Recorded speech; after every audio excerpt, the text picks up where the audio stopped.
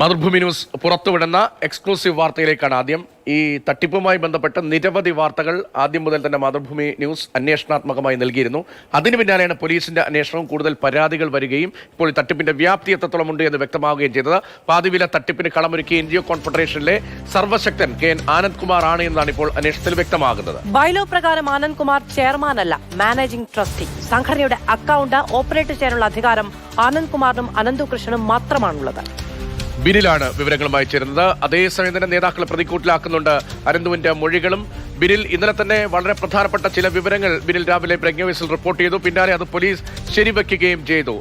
നിരവധി ആളുകൾക്ക് പങ്കാളിത്തമുണ്ട്. അനന്തകുമാർ ഉൾപ്പെടെ ഉള്ള ആളുകൾക്ക് ഇതിന്റെ വിഹിതം കോടികൾ കിട്ടിയിട്ടുണ്ട് എന്ന വിവരമൊക്കെ പിന്നീട് സ്ഥിരീകരിക്കപ്പെടുകയും ചെയ്തു. ഇപ്പോൾ പുറത്തുവരുന്ന ഈ ബൈലോയുമായി ബന്ധപ്പെട്ട വിവരങ്ങൾ എന്തെല്ലാമാണ്? ആർക്കൊക്കെയാണ് പ്രധാനപ്പെട്ട റോൾ?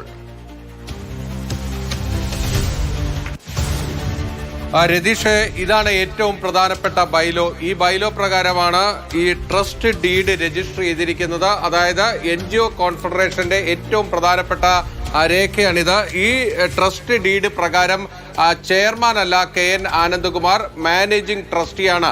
വെറും മാനേജിംഗ് ട്രസ്റ്റി അല്ല, ആജീവനാന്ത മാനേജിംഗ് ട്രസ്റ്റിയാണ് എന്നതാണ് ഈ ട്രസ്റ്റ് ഡീഡിലൂടെ വ്യക്തമാക്കുന്നത്. 5 പേരാണ് ഇതിൽ സ്ഥാപക ട്രസ്റ്റിമാരായിട്ടുള്ളത്.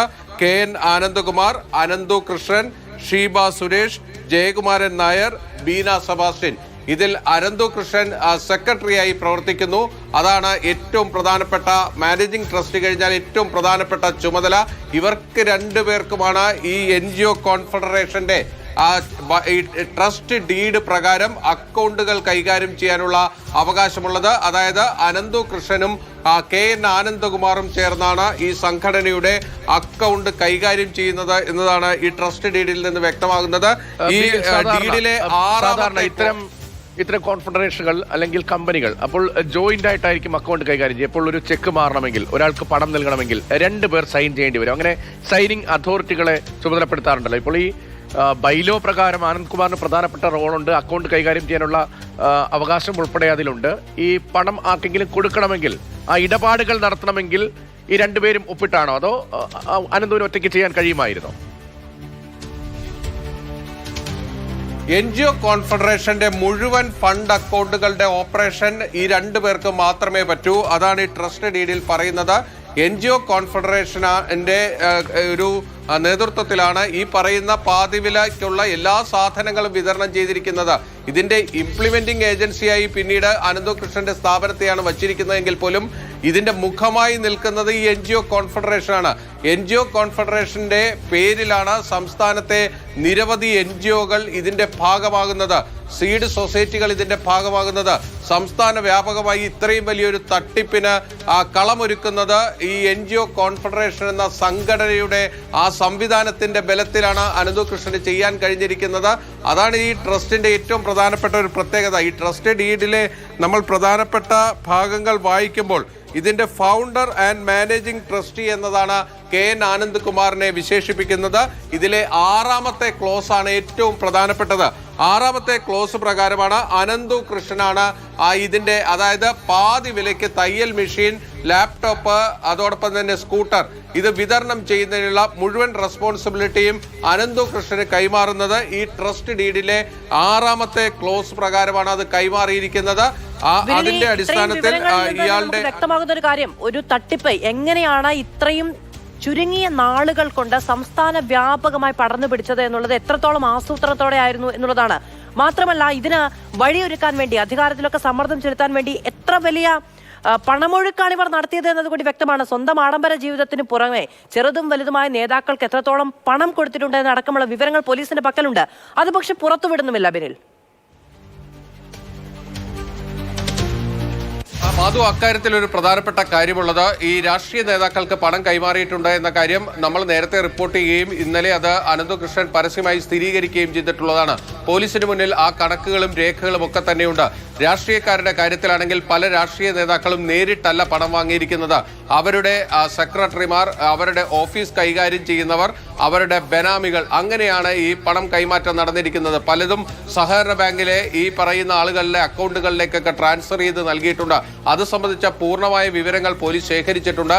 ഇനി ആ പണം ലഭിച്ചവരെ ചോദ്യം ചെയ്യണം. അതിനുശേഷം മാത്രമായിരിക്കും ഈ രാഷ്ട്രീയ നേതാക്കളിലേക്ക് പോകുക. പക്ഷേ ഈ രാഷ്ട്രീയ നേതാക്കൾ പലരും ആ തെരഞ്ഞെടുപ്പ് ഫണ്ട് എന്ന രീതിയിലൊക്കെയാണ് ഈ പണം വാങ്ങിയിരിക്കുന്നതെന്നതാണ് പോലീസിന്റെ അന്വേഷണത്തിൽ മനസ്സിലായിരിക്കുന്നത്. ഇടുക്കിയിലെ ഒരു യുവ നേതാവിന് 40 ലക്ഷം രൂപ നൽകിയെന്നാണ് അനന്തു കൃഷ്ണന്റെ മൊഴിയായിട്ടുള്ളത്. ആ യുവ നേതാവ് ഇതുവരെ പ്രതികരിക്കാൻ തയ്യാറായിട്ടില്ല. എന്തായാലും ആ പോലീസിന്റെ അന്വേഷണം അതിന് പിന്നാലെ തന്നെ ഉണ്ടാകും. ഇടുക്കിയിലെ ഒരു ജില്ലാ നേതാവിന് 25 ലക്ഷം രൂപ ഇടത് ജില്ലാ നേതാവിന് നൽകിയെന്ന് അനന്തു കൃഷ്ണൻ പറയുന്നു. ആ സംബന്ധിച്ച രേഖകളും പോലീസിന്റെ മുന്നിലുണ്ട്. അവ പരിശോധിച്ചു വരുന്നു. CPM ജില്ലാ സെക്രട്ടറി CV വർഗീസ് താൻ പണം കൈപ്പറ്റിയിട്ടില്ല എന്ന് പരസ്യമായി ഇന്നലെ പറയുകയും ചെയ്തിട്ടുണ്ട്. പാർട്ടി ഫണ്ട് വാങ്ങിയിട്ടുണ്ടോ, താഴെത്തട്ടിൽ പാർട്ടി പ്രവർത്തനങ്ങൾക്കായി ആരെങ്കിലും ഫണ്ട് വാങ്ങിയിട്ടുണ്ടോ എന്നത് പരിശോധിച്ച ശേഷം മാത്രമേ പറയാൻ കഴിയൂ എന്നാണ് CPMന്റെ നിലപാട്. പക്ഷേ കോൺഗ്രസുമായി 800 കോടിയുടെ തട്ടിപ്പ്, ഏതാണ്ട് 1000 കോടിയോളം എത്തുന്ന തട്ടിപ്പ് എന്ന് പോലീസ് ഔദ്യോഗികമായും അനൌദ്യോഗികമായും സ്ഥിരീകരിക്കുന്നതിനിടയിൽ അനന്തകൃഷ്ണന്റെ അക്കൗണ്ടിലുള്ളത് എത്രത്തോളം ചെറിയ തുകയാണ് എന്ന് നമുക്കറിയാവുന്നതാണ്. ഈ തട്ടിപ്പുമായി തട്ടിച്ചു നോക്കുകയാണ് എങ്കിൽ ഈ NGO കോൺഫെഡറേഷന്റെ ട്രസ്റ്റി അടക്കമുള്ള ആളുകളിലൂടെ പണം ധാരാളം പുറത്തേക്ക് പോയി എന്നതാണോ ഇത് ചെന്ന് വഴിമുട്ടാനുള്ള കാരണം? ഈ പണം എങ്ങോട്ടേക്കൊക്കെ പോയി എന്നത് പോലീസ് ഏതാണ്ട് കണ്ടെത്തിയിട്ടുണ്ട്. കാരണം ഇയാളുടെ 3 ബാങ്ക് അക്കൗണ്ടുകളിലേക്കാണ് ഈ സീഡ് സൊസൈറ്റികൾ നേരിട്ട് പണം നൽകിയിരിക്കുന്നത്. ആ സീഡ് സൊസൈറ്റികൾ വഴിയാണ് ഏറ്റവും കൂടുതൽ പണം ഇയാൾ സമാഹരിച്ചിരിക്കുന്നത്. അതോടൊപ്പം തന്നെ ഈ നാഷണൽ NGO കോൺഫെഡറേഷന്റെ ഭാഗമായിട്ടുള്ള NGOകളുണ്ട്. ആ NGOകളിൽ ഈ സഭകളുടെ ഭാഗമായിട്ടുള്ള, അതായത് കത്തോലിക്ക സഭയുടെ ഭാഗമായിട്ടുള്ള NGOകളുണ്ട്.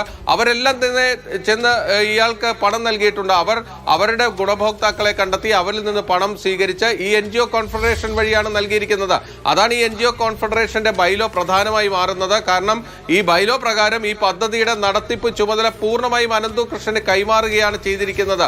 അതിലൂടെ ഈ ട്രസ്റ്റ് രൂപീകരിക്കുമ്പോൾ തന്നെ ഈ പാതി വിലയ്ക്ക് ഈ സാധനങ്ങളെല്ലാം വിതരണം ചെയ്യണം എന്ന് തീരുമാനിച്ചുറപ്പിച്ച ശേഷമാണ് ഈ ട്രസ്റ്റിന്റെ ഡീഡ് അടക്കം ഉണ്ടാക്കുന്നത് എന്നതാണ് അതിൽ നിന്ന് മനസ്സിലാകുന്നത്. ഇനി നമുക്ക് കിട്ടുന്ന ഏറ്റവും പ്രധാനപ്പെട്ട ഒരു വിവരം എന്നത് ഈ ട്രസ്റ്റ് ഡീഡ് രജിസ്റ്റർ ചെയ്തിരിക്കുന്നത് 2024 ഫെബ്രുവരി മാസത്തിലാണ്. പക്ഷേ അതിനു മുൻപേ 2023 തന്നെ ഈ സംഘടനയുടെ പേരിൽ പാതി വിലയ്ക്ക് തയ്യൽ മെഷീൻ വിതരണം അടക്കമുള്ള കാര്യങ്ങൾ ആരംഭിച്ചിരുന്നു എന്നതാണ് മനസ്സിലാകുന്നത്. അവിടെയാണ് ഈ അനന്തു കൃഷ്ണനും ആനന്ദ് കുമാറും തമ്മിലുള്ള അടുത്ത ബന്ധം, അതിന്റെ ഇഴയടുപ്പം വ്യക്തമാകുന്നത്. ഇനി മറ്റൊരു പ്രധാനപ്പെട്ട വസ്തുതയുള്ളത് ഈ ട്രസ്റ്റ് ഡീഡുമായി ബന്ധപ്പെട്ടും ഈ ട്രസ്റ്റിന്റെ പ്രവർത്തനങ്ങളുമായി ബന്ധപ്പെട്ടും ഇതിലുള്ളവർ പറയുന്നത് എല്ലാ കാര്യങ്ങളും തീരുമാനിച്ചു നടപ്പാക്കുന്നത് KN ആനന്ദ്കുമാർ ആയിരുന്നു എന്നതാണ്. അദ്ദേഹം ഈ ഓരോ ഡയറക്ട് ബോർഡ് മീറ്റിംഗിലേക്കും എത്തുന്നത് കൃത്യമായ തീരുമാനങ്ങളോടെയായിരുന്നു.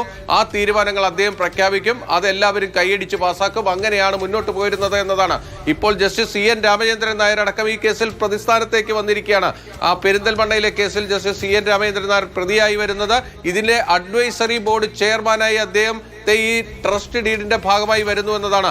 7ാമത്തെ ക്ലോസിലാണ് ജസ്റ്റിസ് CN രാമചന്ദ്രൻ നായരെ ഈ NGO കോൺഫെഡറേഷന്റെ അഡ്വൈസറി ചെയർമാനായി നിയമിക്കുന്നു എന്ന് വ്യക്തമാക്കുന്നത്. സാധാരണ നിലയിൽ നമ്മൾ ഇത്തരത്തിലുള്ള ഡീഡുകളൊക്കെ പരിശോധിക്കുമ്പോൾ ഇങ്ങനെ വ്യക്തികളെ ഇതിന്റെ ചുമതലകളിലേക്ക് കൊണ്ടുവരുന്ന കാര്യം ആ ഡീഡിൽ പറയുന്നത് അപൂർവമാണ്. അത്തരത്തിലുള്ള ഡീഡുകൾ പലരും കണ്ടിട്ടില്ല എന്ന് തന്നെ പറയുന്നു. ഇതോടൊപ്പം തന്നെ മറ്റൊരു പ്രധാനപ്പെട്ട കാര്യം നമ്മൾ പരിശോധിക്കേണ്ടത്, ഇതൊട്ടും ഒരു ഡെമോക്രാറ്റിക് ആയിട്ടുള്ള രീതിയിലുള്ള ട്രസ്റ്റ് അല്ല എന്നത് നമുക്ക് ഇതിന്റെ ഡീഡ് വായിക്കുമ്പോൾ മനസ്സിലാകും. പലരും പിന്തുടർച്ചാവകാശികളായിട്ടാണ് ഇതിനകത്ത് വരുന്നത്. KN ആനന്ദകുമാറിന് തന്റെ പിന്തുടർച്ചക്കാരനെ തീരുമാനിക്കാനുള്ള അവകാശമുണ്ട്. അപ്പോൾ ഈ ഒരു സംഘടനയുടെ പേരിൽ വിപുലമായ രീതിയിൽ ഈ പദ്ധതികൾ ആസൂത്രണം ചെയ്യുമ്പോൾ അത് തങ്ങളിൽ നിന്ന് വിപുലമായ ആസൂത്രണം ഉണ്ടായിരുന്നു. മാത്രമല്ല ജസ്റ്റിസ് CN രാമചന്ദ്രൻ നായരെ പോലെയുള്ള ആളുകളെ ഇതിലേക്ക് ഉൾപ്പെടുത്താൻ, വളരെ അജാഗ്രതയോടുകൂടി ഉൾപ്പെടുത്താനുള്ള ശ്രമമൊക്കെ ഉണ്ടായി. ചേർക്കപ്പെടുക എന്ന് പറയാം. അത്രയും വിശ്വാസ്യതയുള്ള ഭരണകൂടം തന്നെ പല കാര്യങ്ങളും മുരമ്പം വിഷയം പരിശോധിക്കുന്ന കമ്മീഷനായി പോലും നിരവധി കമ്മീഷനുകൾ ഹെഡ് ചെയ്ത ആളാണ്. അങ്ങനെയുള്ള ഒരു ന്യായാധിപൻ ഉൾപ്പെടെയുള്ളവരെ ഇതിലേക്ക് കൊണ്ടുവരിക എന്നൊക്കെ പറയുന്നത് വളരെ പ്ലാൻഡ് ആയിട്ടുള്ള ആസൂത്രിതമായിട്ടുള്ള നീക്കം തന്നെയാണ് ട്രസ്റ്റിന്റെ ഭാഗത്തുനിന്നുണ്ടായത്.